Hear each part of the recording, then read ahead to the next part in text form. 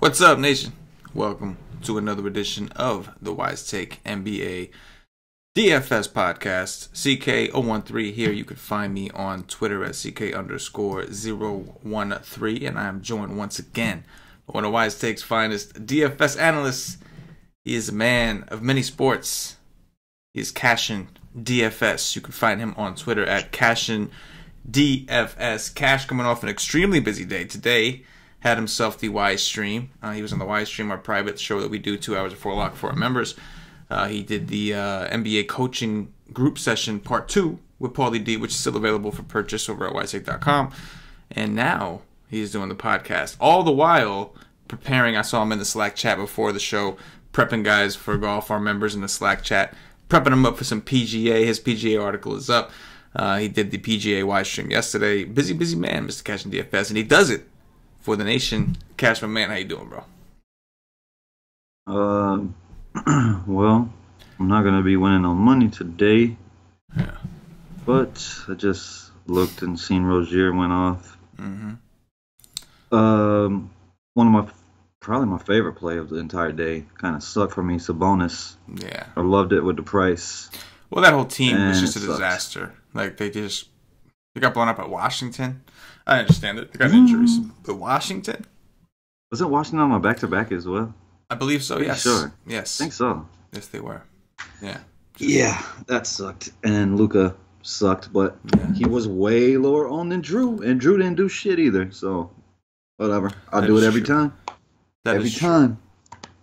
Yes, Drew Holiday did not have a good game. Jokic went off. That was one of the more, kind of in front of your face kind Easy of plays. plays? Yeah. And then there was a lot of value ended up opening up. Like the Darius Miller was really popular. He went off. He had a really good game. The Williams kid for New Orleans went Yes, off. Kenrich Williams. Yes, I played him on FanDuel. Didn't do me any good because I had a couple other mistakes. But yeah, he did go off again at almost min price on FanDuel and 3,100 on DraftKings. Okafor Darius and Miller chalk went off. Yeah, Darius Miller chalk went off. Okafor and Holiday were the two chalkiest ones, and both of them busted. Even though the game stayed close, the game actually stayed close and didn't matter because it was the ancillary players that ended up playing well. The role players, so to speak, ended up playing well. The Aaron Fox sucking right now. He was extremely popular on FanDuel. I know there were a lot of projection models I saw around the industry that were high on him. So. He was a lot more popular on FanDuel, and chalk. I played Young over him today. Yeah. I think my first time rostering Young all season. I was gonna say that it has to be your first time rostering Young. It has to be. This is like just one of them at lower ownership and a little lower price. Right. And I trust him more because I don't trust that Kings coach at all. Oh yeah. It's wild. The Kings returning, this is like the same. I know it's like no coaching staffs or whatever, but that's always been the Kings' problem. No matter who their coach is rotations, is not playing guys, like, projecting minutes for these guys is getting tough. And sometimes players don't help themselves, like getting into foul trouble, things like that. But we're at that point in the season where guys are starting to try to save some of their rotation guys because we're heading into the All-Star break. Some of these teams are literally limping in. You look at New Orleans, how decimated they are with injuries. And so if you're a team and you have players, like if coaches have a deep team, they're just playing them. If they're not dealing with injuries, they're trying to avoid injuries and they're trying to just play as many people as they can. Did you see Enes Kanter finally came into the game today at some point and he kissed the court? He played? He did. He didn't come in, I think, until I'm pretty sure they were getting crushed already, like somewhere in the third quarter. But they brought him in and he actually kissed the Knicks logo at half court. He got on it. And then I think like the first play, like one of the first plays he was involved in was an air ball. Just like, kissed the court and an air ball. But I love that guy. He should have went right to half court, kissed the court, and walked the hell off the court. That would have been hilarious. But then I think after the game he mentioned how he loves New York and all these different things. But it is what it is, man. The Knicks they're trying to lose, and I think Kanter understands it. But if Kanter doesn't like complain and do this kind of stuff, then Knicks fans are going to end up hating him because there's a lot of most basketball fans don't want to accept that. They're like, no, you try to win no matter what. Like if I pay a ticket to come to a game, I want to see you at least try to win, and then they're right. But they can try to win. Like they're so bad that they can try to win throughout the entire game, and then just try to lose in the last couple of minutes, and They'll lose plenty. Oh, they would lose plenty even trying to just win. Yeah, period. The whole time. Exactly. Yeah, they're a bad team anyway. I don't think they have to try this hard to lose. Like, you don't have to try that hard. Like, you're a bad team. I mean, and we all know that. We accept it. But when it looks like you're doing things, like you're already having a problem winning, and then you make these moves during the game, it's just like, as a Knicks fan, like, if you paid money, right, if you paid money for a ticket that night, like, you gotta be pissed. Like, you know what I mean? You gotta be pissed. Like, why is the man who just, like, embarrassed Joel Embiid on Christmas Day going into God mode sitting on this bench right now? It's like, why? You know, especially when Kornet was playing, it was like, who is this guy? Like, and don't get me wrong, Kornet had some decent games, but, like, really? You know, really. Cantor is, you know, the best player on the team right now. So it's just strange, right? Like, it's just weird to see a guy like that sit, so... DSJ played well. Hey, I played Trey Burke. You did. Trey Dollar. Went back to the Trey Dollar well. Got him at low ownership, yeah. On DraftKings, he was really cheap. Him as chart. He was like... play him. That's just what you do with the Knicks. Just get the guys that are low owned and play them, and they're probably going to play well. Yeah. I've just learned to avoid them completely. It took me a while. Did lose some money chasing after them Knicks, but no more. Now, I will not play the Knicks. No more getting fizzed on. I will not play Knicks players unless, like, they get decimated with injuries somehow and there's, like, 7 dudes. If there's 7 guys on the active roster, then maybe I'll consider playing some Knicks. But until that point, bro, it's just, you know, it's rough. Anyway, we got a pretty awesome looking slate today, Wednesday. Tomorrow, whatever you want to call it, but I think we got 6 games on a Thursday. It's Thursday, that's what it is, right? No, it's Wednesday. No, it's Thursday. Yes, it's Thursday. Oh, it's Thursday. I'm all over the place. Yeah, so 6 games. Pretty awesome. We have some pretty great games. We've got Milwaukee at Toronto, which is in NL East little preview, potential playoff matchup. We've got the Lakers playing the Clippers, which should be awesome. CashinDFS said last night his number 1 rule in DFS is he finds where the Clippers are and he plays guys against them. And if the situation calls for it, he plays the Clippers, yes. And then, of course, the other late night hammer. We have 2 late night hammers. It's that one, and we've got the Philadelphia 76ers visiting Golden State, which is a, believe it or not, maybe a long shot, but a potential NBA Finals. Not a long shot for Golden State, but, you know, the East is fairly balanced to a point where it's, you know, we don't know for sure if the 76ers will win the East. They got a very good shot. We don't know for sure if they my money to be squarely on them. Yeah. No, I like it. So pretty good slate, man. Let's get things rolling. You're looking at FanDuel, I'm looking at DraftKings. You stay above 6K, I'll stay above 5K. What do you see at point guard? I see Ben Simmons, but no, Joel Embiid. He kind of tweaked that back a little more last game. Don't be shocked tomorrow when Joel Embiid becomes a game time decision. Or listed as questionable. Pretty much happens every day. But I don't necessarily like Ben Simmons with Butler back and Embiid on the court at 9-5. He's all right. He got upside. He could go ham in this matchup, but don't love that. Steph Curry, he's decent play every day because he can get hot from that field and just go crazy. But don't love that either, with them having the deepest starting 5 in the history of basketball. Tomorrow's Thursday, correct? Hold on. Oh, damn, they're going to show Philly Golden State. You bastards. I don't get Rajon Rondo national TV game. Kind of failed me. I don't necessarily blame it on Rondo because the team got their ass handed to him real quick like. Philly just put it into their behind, and the game was pretty much over, but Lakers did make a little run. He sucked.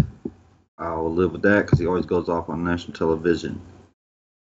But against this squad, I like it. Darren Collison, I like that against Orlando. Patrick Beverly is 6K.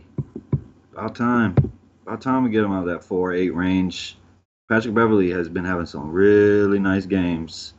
Love the matchup. I love the minutes that he's playing, but he could definitely get you a 15 and destroy your lineup. But I do like it. I like it at 6K. I got him super low on the other day when Burke was chalk.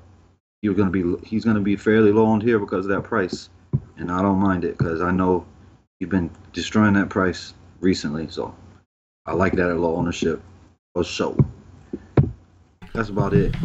If Bledsoe misses, it's gonna be interesting on that side, but I'm pretty sure he's gonna go. Yeah. On DraftKings, Steph Curry is at the top, and he's only 8.9. Anything that's under 9K, you're gonna have some interest there. So the prices on a lot of these Golden State guys are gonna make you kind of pause. Like Klay Thompson is 5'8". We'll talk about that as shooting guard, but Klay Thompson. Yeah, they're all coming down because Boogie's coming in and it's making the production. Yeah. Yeah, Boogie's getting up. Right. But if this game does shoot out, which it has potential to do, then all that's going to do is lower the prices of these dudes to a point where you can actually play them in a stack and hope that you get at this point at 8.9, you don't need as much as you needed if he was fucking 9.6. You know what I mean? So might not be a bad idea to hop on that train if you think that game does stay close. After that, Kyle Lowry is the next guy on DraftKings. That's interesting. I know on FanDuel he's like 8K, so it's a little less appealing, but he's only 7-1 on DraftKings. They're playing Milwaukee. This is a game that the last time these guys played, it was very competitive, and as it should be. It's a rivalry type game as far as these are two teams that expect to be in the playoffs and realize that there's a good chance they're going to see each other there. So I do like Larry at 7-1, and then the next guy after that, Rondo, of course, there's a lot of guys to consider, but it would also be your boy Pat Bev, man. He's only 5.3 on DraftKings. I know we never thought we'd want to pay 5.3 on DraftKings for Patrick Beverly, but the games he's been having have been very impressive, and the Lakers are one of those teams. Like, he's done it against the Kings, he's done it against Sacramento. The Lakers are kind of a similar type team. They don't do anything particularly well, especially on defense, and they play fast. So this does seem like another good spot for Patrick Beverly, who's going to be matched up with Rajon Rondo. It just seems like a good situation. So at 5.3, especially on DraftKings, where like his last two games, he was just like two assists away from a triple double, and then 4 assists away from a triple double. But he's getting it done. Playing really well. Right. So even at 5.3 at home against the Lakers, I do think I have interest in Pat Beverly, and I never thought I would say that this year. But hey, it's crazy. You late to the train, my dude. Oh, I've been late to the train. I've been riding that thing. Take us down to Value Town, bro. What you see down there? Well, what I want to say about Curry is that I definitely don't think, I wouldn't say this game is going to blow out. It could, but I would think this game is going to stay close. And the price is enough that Curry or KD could go off. I would much prefer Curry over KD to go off, but they could go absolutely off in 3 quarters. And at the price, like they're not on FanDuel, he's not above 10K. He's down to 9.2. So he doesn't have to go get that 65. He can go get that 55 in 3 quarters, which he's fully capable of. But the only thing that I would do is not play Curry and KD in the stack. Like I would get one of those two and then go to Klay or a Draymond or even a Boogie. And if you wanted to stack 3 or 4 of them, that's how you do it. But don't do Curry and KD because I don't think that they have upside on their price together. And if they did, better have you some Embiid because he's going to be dominating. Or Butler or Simmons. But Value Town. Well, DeRozan is probably going to return tomorrow, so that would take away those guards if you wanted to go there. Shabazz Napier at 5.7, like it's just getting to the point where I'll be off of that because I don't trust this coach. I don't trust that Shabazz is going to come out and definitely get the minutes that he needs to do what I want. The price is just too high for me now, so I'll jump off. Corey, DJ Augustine is really cheap. I never played DJ Augustine, but I know that you play him. You'll probably like him, but Corey Joseph is okay. TJ McConnell, I definitely like at 4.3. And that's probably it Patty Mills, maybe if you want to get crazy, but I don't know. Man. I would rather play Patty Mills without DeRozan. With DeRozan there, just won't. No, I'm good. It is ugly on DraftKings, man. Under that range, like underneath Pat Bev, it gets ugly. I think that. Ooh, just. You don't got no Reggie Jackson love? Not really. I mean, I know he's coming off a pretty good game, but like. Oh my God, he is. Oh my God. He is. He's coming off a good game against Milwaukee. Actually, shot 10 for 15. Anyway, it's just this is the only big game of the year, then, huh? Yeah, I think so. But looking at like the names that I just said from Pat Bev up compared to what I'm looking at down here, I don't think I want to do it. You know what I mean? Like, I don't think I want to do it. You're usually a fan of DJ Augustine because he's so damn cheap. In the right situation. I don't know if I love him against Collis. This is not a good situation. Yeah, no. I like him when he's paced up and there's terrible defenses. You know what I'm saying? Like. And I like him when like I'm confident that Vooch is going to have a really good game because a lot of the time when Vooch scores, Augustine's attached to that through assists. So, but this is a spot where I'm not too crazy about Augustine. I don't think not against the Pacers, Darren Collison, just the way they play in general is not really a fan. And under that, I don't like a lot. I think Van Fleet would be somebody that I would have more interest in for $100 cheaper. Problem with Van Fleet is like there's positives and negatives. So he's not playing a ton anymore. He played 21 minutes in each of his last 2 games. He played decent, but only played 21 minutes. The positive is that Kyle Lowry is starting to get a ton of minutes at like, he played 37, 38, 37 minutes his last 3. Kawhi Leonard's playing a ton of minutes. So it does seem like Toronto feels like their guys are somewhat healthy and they're letting them actually go out there and play. And unfortunately, Van Fleet is kind of stuck in that between like Danny Green and like the other, pieces floating around. So I don't know. As of right now, I think I like what I see up top a lot more. I mean, you could take a chance on that, what's that guy's name? Sfee and all these other guys, but I'm not trusting Luke Walton, man. He's one step above Fizdale. I mean, I can't do it. It's just like this guy is he plays 7 minutes, 16 minutes, 28. They have him listed as point guard on DK? Yeah, point guard and shooting guard both. Shavim, whatever the long crazy M name? Yeah. 3-2. 3-3. Right. That guy is the best shooter in the NBA that nobody knows about. Right. That guy can shoot. I just can't rely. I can't. Yeah, no, you can't trust the minutes. I can't. Luke Walton, can't do it, man. Can't do it. But you know what I do kind of like, though? What's that? That's probably going to be fairly low on, especially on FanDuel, where his price just jumped off. I think it was 3-8 last game. Ooh. It's Shea Alexander because it's a great matchup. Yeah. And Beverly is questionable. So Beverly's questionable? You didn't tell me that? Not Beverly. Beverly, my bad. I always get Beverly and Bradley mixed up. Bradley is questionable. Bradley's questionable. So Bradley plays big minutes, and if he's out, that will help Alexander. Yeah. It'll help Lou, too, of course. But yeah. At 4-6, I could definitely get behind that at low ownership. Okay, I like that. Yeah, if Bradley were to be out, he's only 4K over here. I could ride with that. But I'm still playing Patrick Beverly. I don't care how late I am on that. Still get me some Pat Bev against Rajon Rondo and the Lakers. Move us over to shooting guards, Cass. What you see over there, bro? Luka. I got Luka low on today. It didn't work. I don't necessarily love playing guys against Detroit, but I do like him. I like him every day. I don't care who the hell he's playing. D'Angelo Russell. The guy is amazing. The guy's unbelievable. If he gets minutes, probably going to go off here. It's completely comes down to minutes for him. He got benched, and I loved going back on Chicago at super low ownership. I will come right back. I think he's more likely to go for 50 than not if he gets minutes. In an 8-8, I'll take a 50 any day. I think Jimmy Butler is coming off a massive game against the Lakers. Yeah, he is. Wow. Yeah, he didn't even play 30 minutes. He put up 52 with 5 steals. I don't mind that, but I don't love to play these guys when they're all there. It's usually Embiid or just stay away from me. DeRozan, I won't go there tomorrow on his first game back, but he ain't terrible. Lou Williams is what I like, especially if Bradley is out. He can just get on the floor more. It's at home against the Lakers. The guy can go for 60. anywhere, anytime. So hell yeah, love it for tournaments. He's probably gonna be pretty popular, I would think. And then that's it above 6K for me. I mean, Clay is Clay. Man can get hot at any point. He's been playing well too, but I probably would rather go to Steph.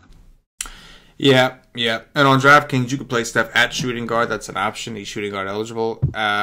Butler would be the next guy that I would have interest in at 7-4. Like you said, like I don't love, like going through that situation with Philly. I would really like to play Embiid. He's the one that I like to play.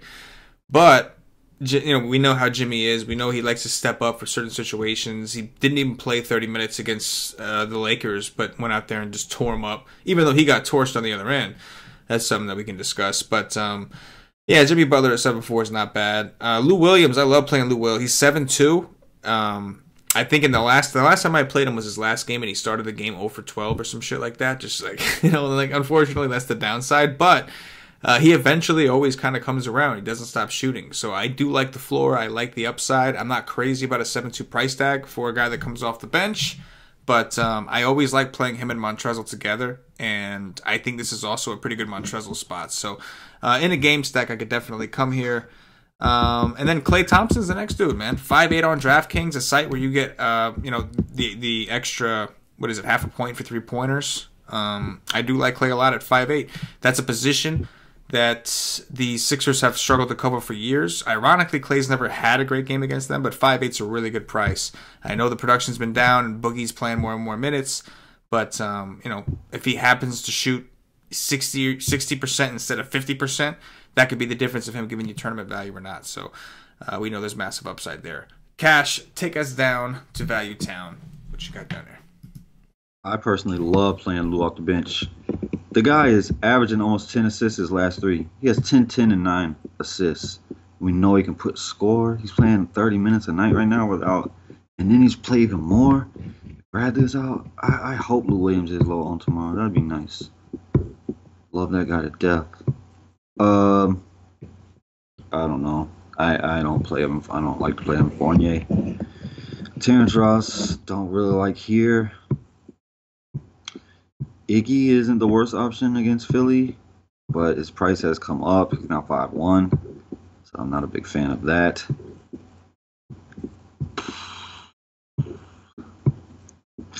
KCP, Josh Hart. One of them probably played pretty well. I mean, I would go to KCP over Josh Hart, but who knows? Josh Hart played a ton of minutes coming back that last game. Oh, man. 34 minutes. I don't know. I like KCP over him. I don't like nothing down here, really. Yeah, I don't like a ton on Aaron Holiday. Aaron Holiday isn't bad. Yeah, he always makes for a nice He's a pawn option. Yeah. How much is he? 3-7. Okay, yeah. That's not. How much is Danny Green over there? Is he shooting guard over there? Yeah, he is. I think he's 4-7. Oh, okay. He's kind of priced in like a. You kind of need him to do something. Anytime a dude's over 4, it's like, all right, now I kind of need you to do something. Not a lot that I see on DraftKings either. Like you said, KCP, some of these guys you could take a chance on, but again, you're putting yourself at risk to be Luke Walton with these kind of rotational players. I think that Danny Green is probably my favorite guy in this range on DraftKings. He's only 4-2 over here. This is a site where you get extra points for 3-pointers. He's been playing relatively well. 31 minutes his last 2 games, putting up well over 20 DraftKings points in each. And he's playing Milwaukee, a team that entices 3-pointers. Milwaukee giving up they give up one of the most amount of 3-point attempts in the league because they collapse. They've always have, and they probably always will collapse at the rim. So Danny Green does appear to be in a pretty good spot. Outside of that, man, I'm with you. Like some of the guys we talked about at point guard, like Shai Alexander, you can plug over here, so that's a benefit on DraftKings. But I don't like what I see very much either. I mean, I actually think Andre Iguodala is probably the safest. Yeah. Down there in the value options. Yeah. How much is Andre Iguodala on DK? He's 3.9 over here. He's cheap. Oh, Andre Iguodala's 3.9 on DK? Yeah. I was gonna save him for the small forwards because I was a little worried that. Oh, buddy. Oh, buddy. Yeah, I'd be playing Andre Iguodala on DK at 3.9. Yeah, I against mean, he's Philly. gonna come out. He's gonna come out and probably get you a 25 here. Yeah. Right? Yeah. Oh, yeah. He's 5'1". Like he's 5'1" on FanDuel. Oh, Like, wow. he's the safest. Yeah, he's the safest option down here. 3.9. Shit. Yeah, Wow, he's 5'1" over there? Damn, FanDuel. Yeah, no. I mean, he's been playing well. Oh, yeah. But like 3.9. I mean, I don't know how he wouldn't make my DK team at 3.9. Well, if I can't find a value small forward now, I'm blaming you because Hey, you could say, oh, I like Idiot down here at small forward. Yeah, I'm just kidding, bro. I'm just kidding. All right, man. Move us over to small forwards, bro. What you see over there? I mean, I want to play Big D because there's no defense that scares me. I'm not scared of no Kawhi defense. If they put Kawhi on him, I'm not scared of that whatsoever. It's just, I don't know. I mean, there's not a lot to pay up for on this slate. He's all right. He just has not been doing big D things, the big D things that I'm used to in the past. He's all right. Kawhi Leonard is the same situation. He's all right. Don't love him, but he's all right. Tobias Harris, I do love. Brandon Ingram, I do love. Brandon Ingram just went ham the other day. Again, he was only like 7% after having a big game against Phoenix. He's playing well. If Kuzma is gonna continue to be out, I'm not sure. He's a game time decision. If Kuzma is ruled out, Brandon Ingram is just that much better of a play. Tobias Harris with no Gallo. I don't necessarily love to play Tobias and Lou Williams on the same team because I don't think both of them is going to go for a massive upside together. But like it was in the last game against Atlanta, I think it was, this matchup is perfectly fine to do it. The Lakers play absolutely zero defense and play at a breakneck speed. So, yeah, I don't mind it whatsoever. And Rudy Gay, probably not with the price increase. Just probably stay away with DeRozan back. If DeRozan would miss, I think he's all right tournament option, but I think DeRozan is going to play today. Yeah, Giannis on DraftKings is only 10-6, and he's been playing really well. I think we've all kind of been paying attention, and he's consistently low owned. Maybe I don't know if that changes today, but I don't see why it would. Just people don't really play him a ton. A lot of that is because he usually is on a slate with Westbrook and PG, and then of course James Harden, Anthony Davis. He's on slates with those guys, but this is a slate where we don't have those guys. So maybe his ownership does go up. It's a really good spot against Toronto. They struggle against bigs. I know Giannis is a power forward technically, but we all know he's their big. He's the reason they're the best team in the league against in rebounds. He's literally the reason for all that. So. I do like Giannis at 10-6 over here. I think that Kawhi Leonard on the other side of that is also interesting. We know he can shoot threes. He's also been playing well, and I just mentioned him and Lowry are both finally playing those massive minutes that we haven't seen them do together for a while. So I don't mind Kawhi and Lowry together, even in a game stack. But if you're not doing a game stack, I would prefer to pick one. Kevin Durant's only 9-1 over here. I know that last game he didn't play well. They didn't need to. They just destroyed. What was it, the Pacers? I don't remember. They just destroyed whoever they played. But we've noticed these guys going off against Jimmy Butler. As Kevin Durant's position, you know what I'm saying? So, I wouldn't be surprised if KD went out there to the dirty. I agree with you. Playing Steph and KD together, I would only do that in a full true game stack. And even then, I may consider pivoting to a Steph Clay or a KD Draymond or something. Instead, exactly. It's better to pick one and then go get the secondary options. Right, but it wouldn't surprise me if both guys went for 50 each, which may not be enough in a tournament. You want a little more than that maybe, but it wouldn't surprise me. But I think that picking the one is kind of a tough spot because you can see Steph getting it done in this situation, but you could also see Kevin Durant doing the dirty to Butler like everybody else have. Think about the list of guys that we've seen do the dirty to Jimmy Butler so far this year, quite a bit. So at 9-1 for Kevin Durant, kind of interested. Ben Simmons certainly in play at 8-6. You mentioned Tobias, Luka Doncic, so it's pretty deep from that point. Like this seems like a pretty good situation where you might want to spend up for one of these guys on DraftKings. Because after that, it's a pretty steep drop off. Like it's all guys are taking risks with. You mentioned Rudy Gay; he's certainly an option. However, with DeRozan probable, he hasn't been doing well with DeRozan out. Like you know what I'm saying? Like you can imagine when DeRozan comes back, I don't think it's going to help his case a ton. But yeah, I don't think I see a ton else. I think this is like a situation that I would like to pay up for. Take us down to Value Town, Cash. What you see down low?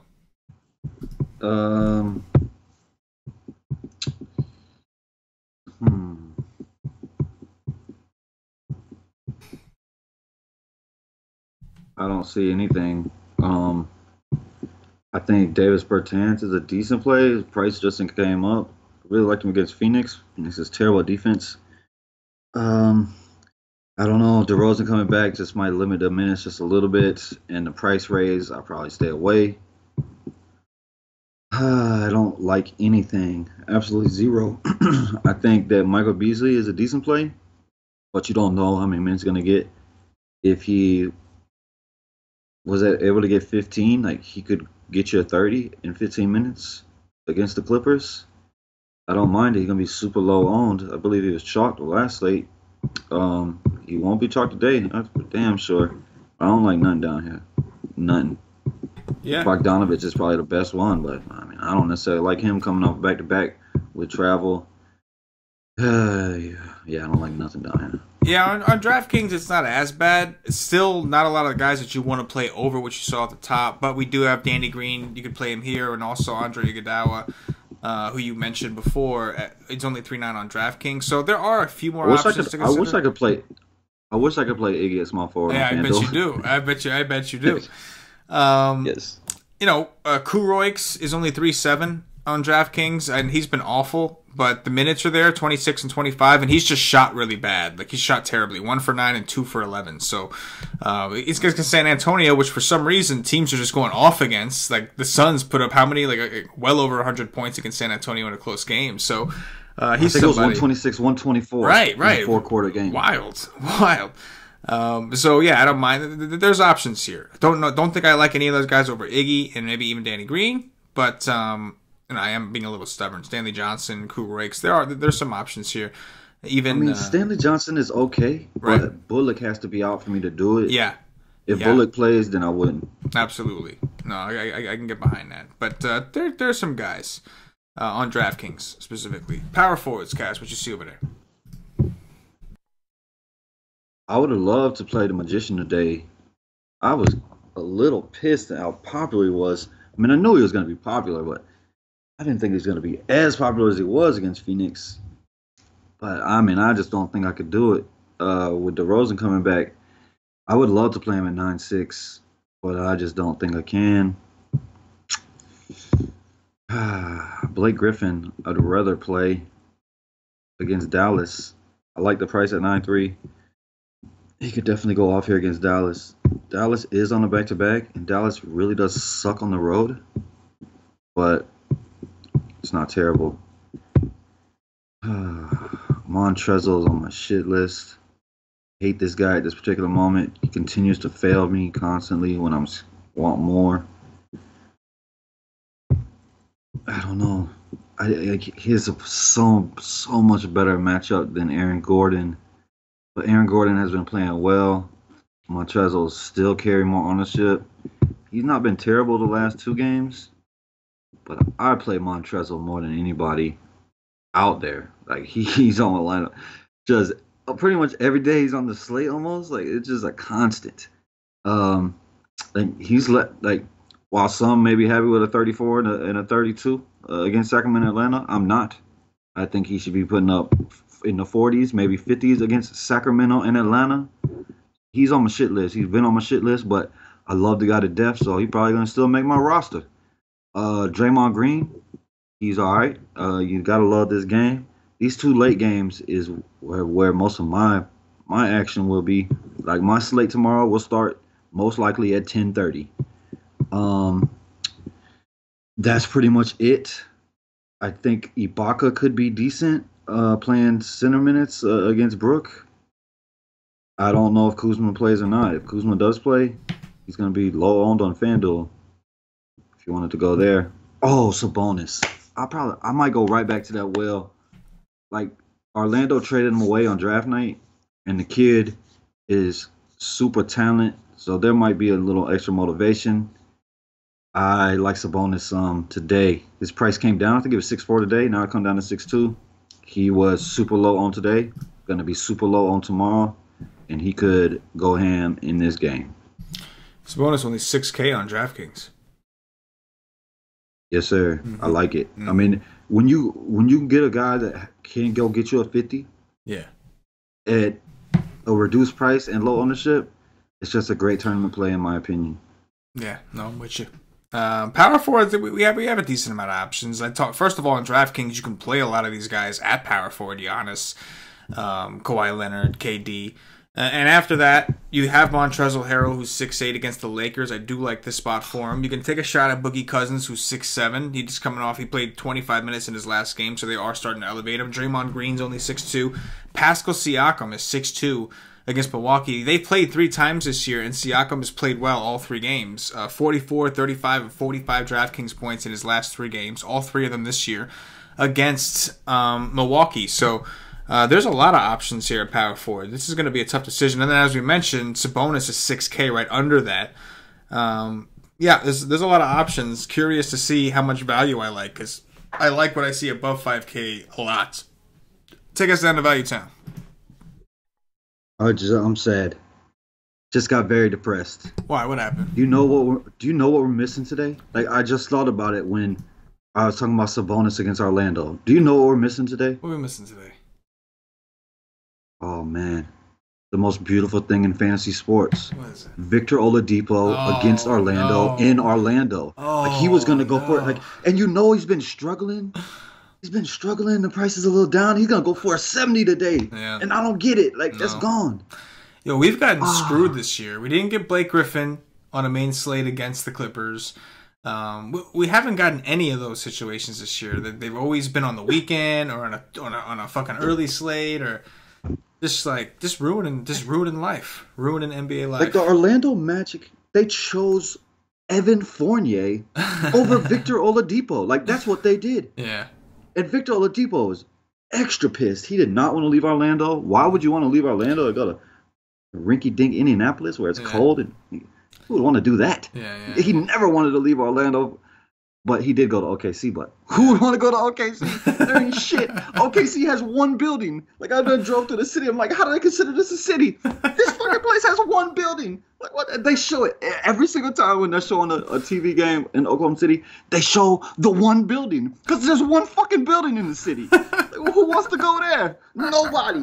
It smells like cow shit. There's cows everywhere.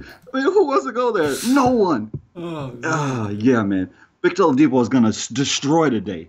And I don't get it. I'm really sad. That is disappointing. That is very disappointing. The Oladipo against the Magic in Orlando.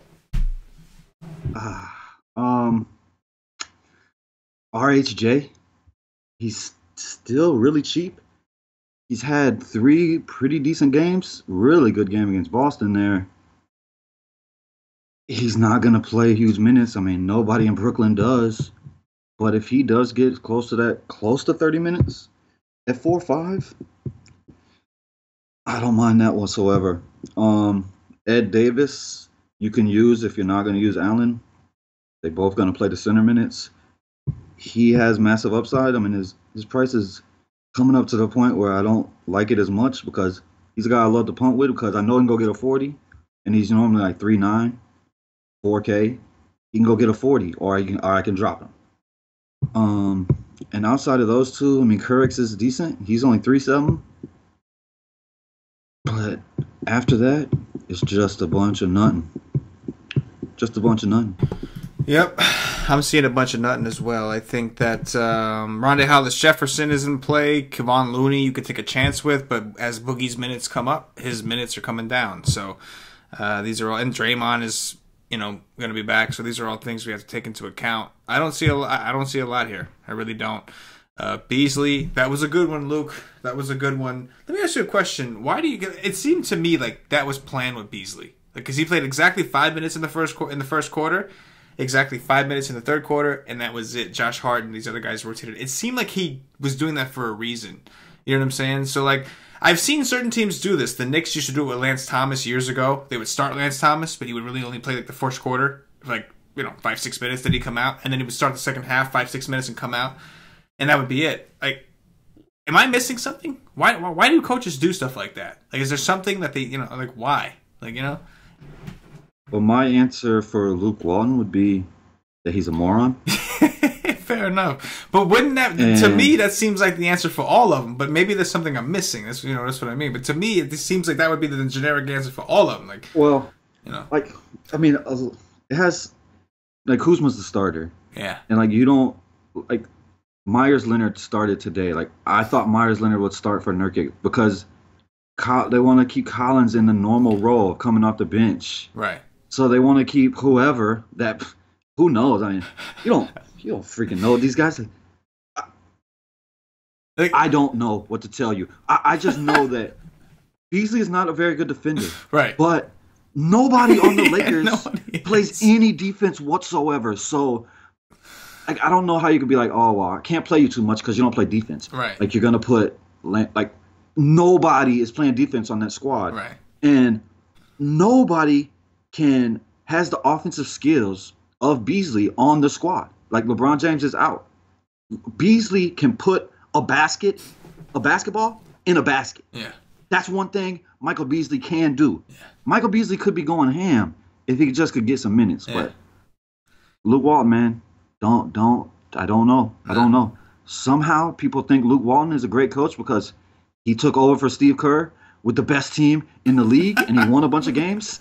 What the fucking do that day? I could be blind. You could take my eyes out of my freaking head and I could coach the Golden State Warriors to winning games in the regular season. Are you kidding me? Come on, man. Whoop-de-doo-dah day. Yes. I love it.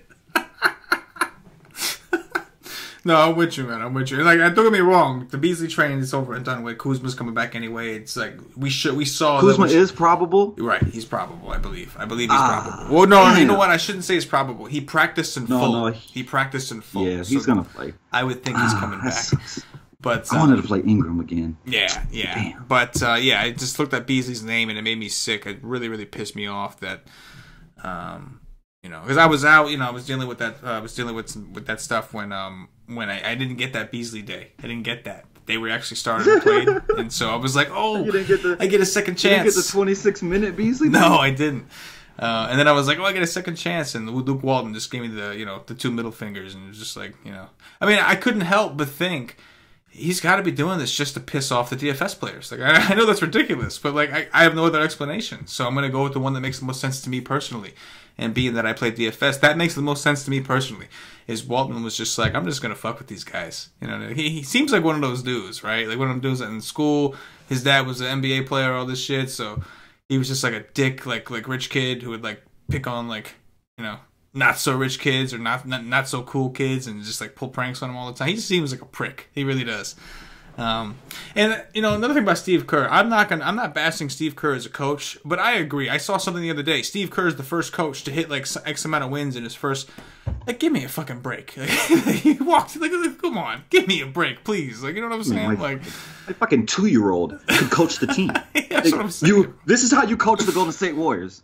You go get the game ball for the game. You throw it out on the court. You go the hell home.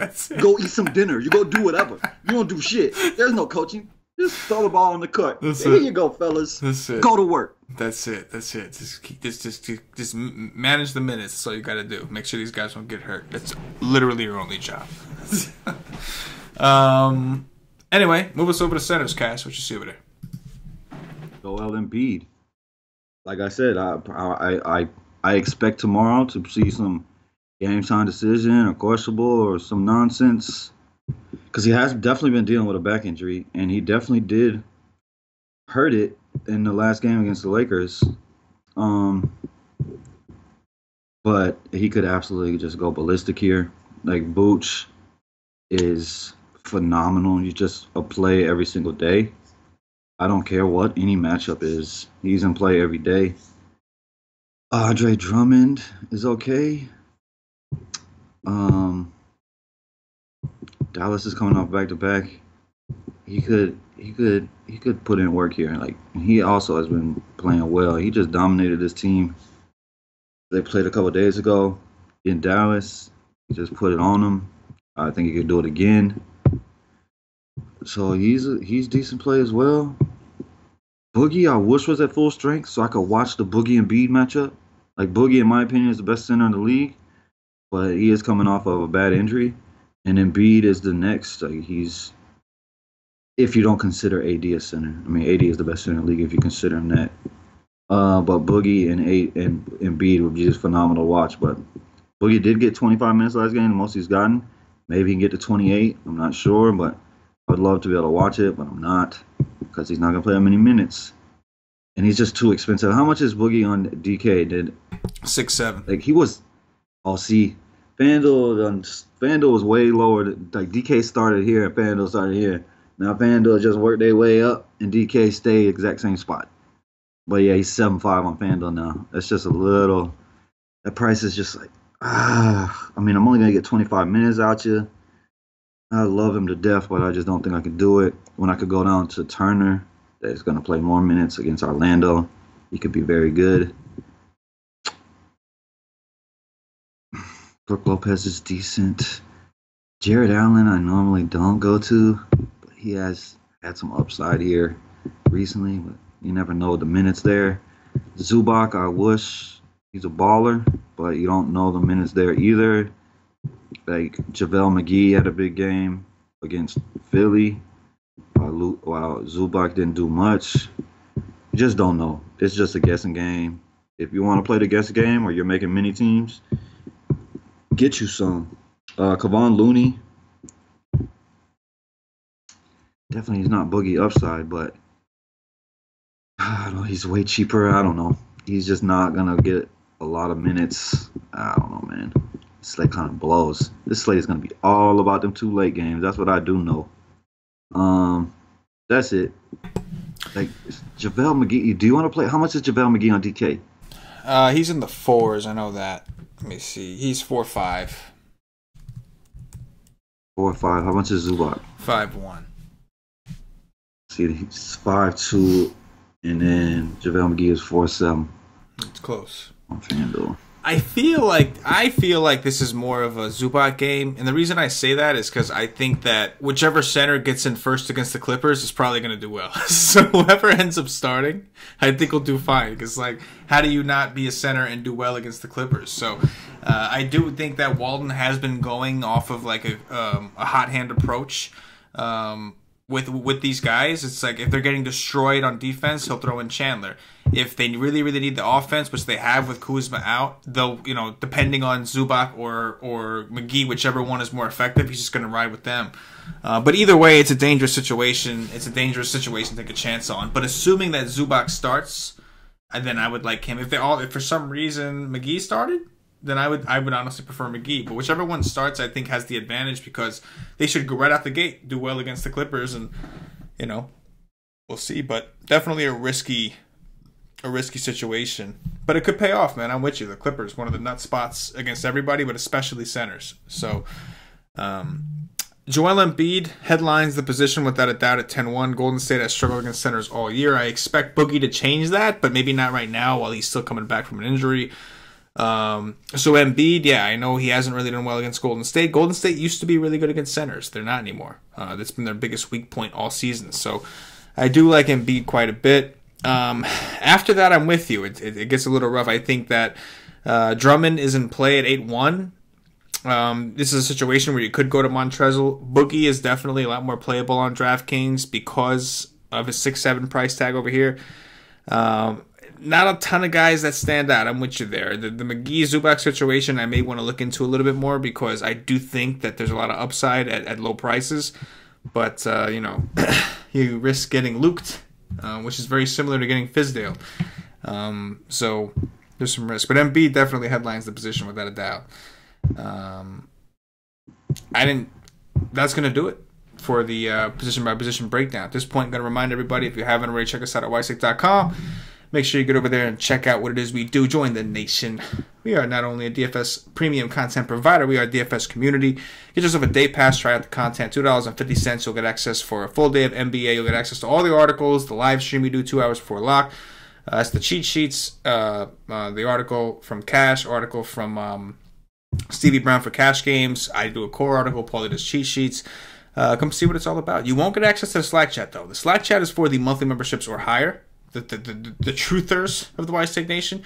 You get yourself a monthly membership or higher, hit us up. We'll give you access to the Slack chat where the nation really gets down and goes to work. Those guys bust their ass every day. They really do.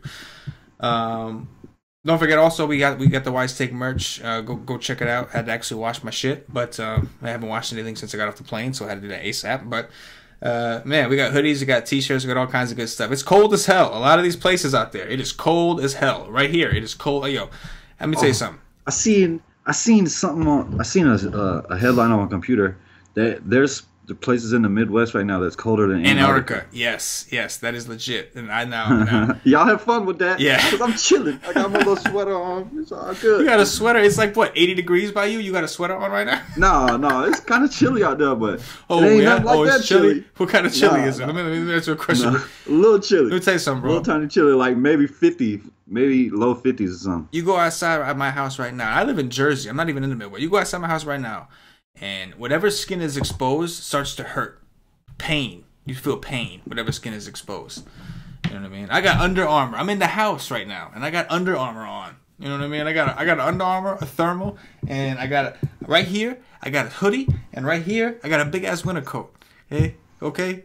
It is cold as shit, man. It is cold as shit. And I can't even complain because you know what? Them people at the Midwest, I mean, like Cam and those dudes, man, like, I don't know how you do it. But God bless. I mean, it is cold. It is very, very, very cold. Over there. They need a football. We need an outside playoff football game up there right now. That's what we need. Oh, hell yeah. Yeah, it'd be fun to watch, not fun to play. It would definitely be fun to watch, though. Anyway, check us out at WiseTake.com. Top threes, Cash. Who are your top 3 point guards? Patrick Beverly, Steph Curry, and Shea Alexander. I like it. I'm going to go with Pat Bev as well. I'll go with Steph Curry as a spend up, and I'll go with Kyle Lowry as a little, you know what I'm saying. Shooting guards. Lou Williams. D'Angelo Russell, Andre Iguodala. I'm going to go with Lou Williams. I'm going to go with Klay Thompson, and I will go with Jimmy Butler. Small forwards. Tobias Harris.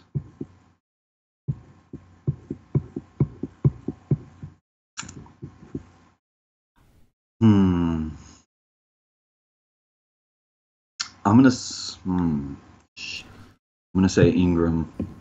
I don't like him near as much with Kuzma playing, but I think Kuzma can just go out and suck like he has been. And then I will say Big D. Yep. Big D, Giannis Antetokounmpo, number 1 on DraftKings. Kawhi Leonard, number 2. And I'll go with Andre Iguodala. Wanted to say Kevin Durant, but I felt like I needed to give a value. All the guys I've liked so far are expensive. Power forwards.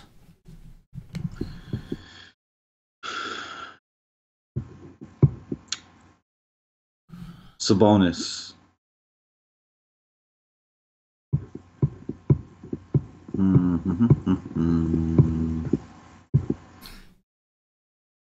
Oh, Lord. Blake Griffin, Montrezl. Yeah, I'm going to go with Kevin Durant. Kevin Durant is power forward eligible? Oh, yeah. DraftKings, you can anything is possible. Kevin Garnett style in DraftKings. Yeah. Anything is possible. Steph Curry plays shooting guard. Yeah. Exactly. Boogie is power forward eligible.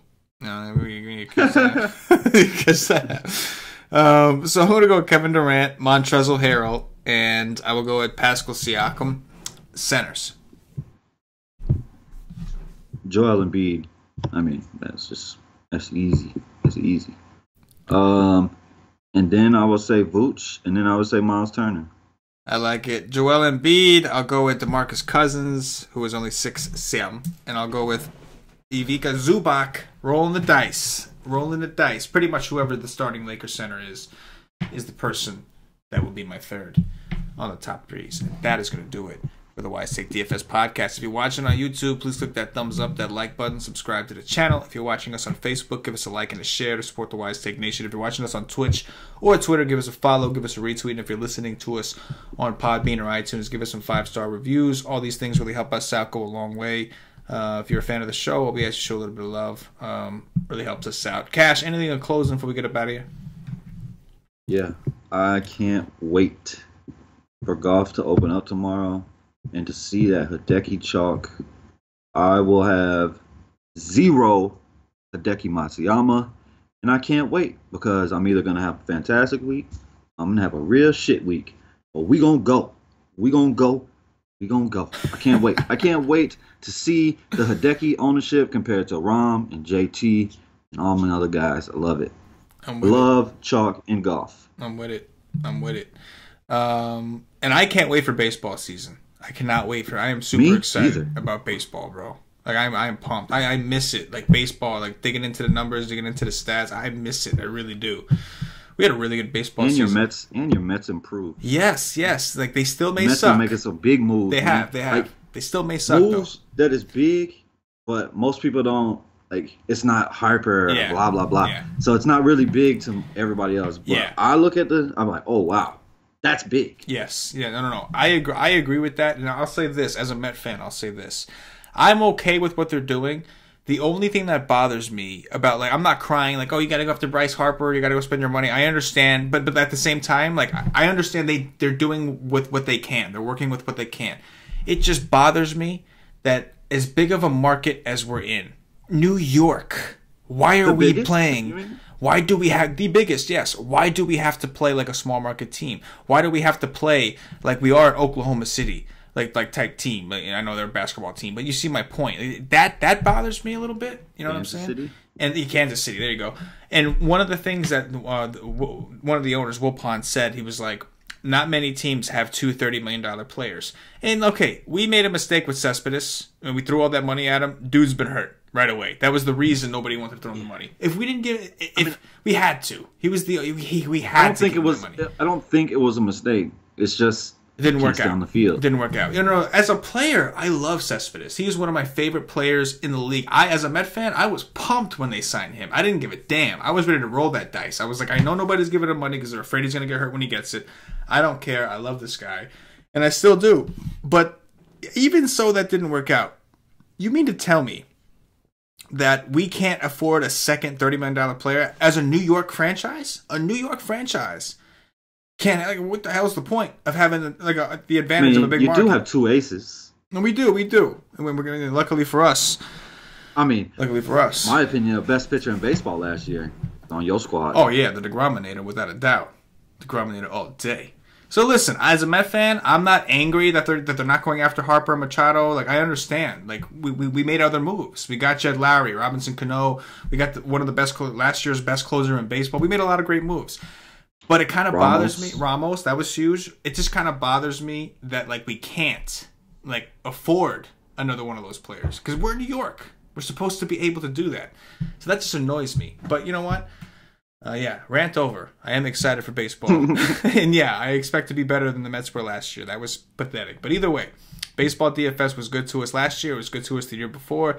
And I'm very, very excited for it to come back. But I love basketball. I'm enjoying basketball. But there's something about the research you do. Like in basketball, it's more so like you get drilled every single day with like the stats, and you get drilled with the DVP and all that kind of stuff. And you just wait for injury news.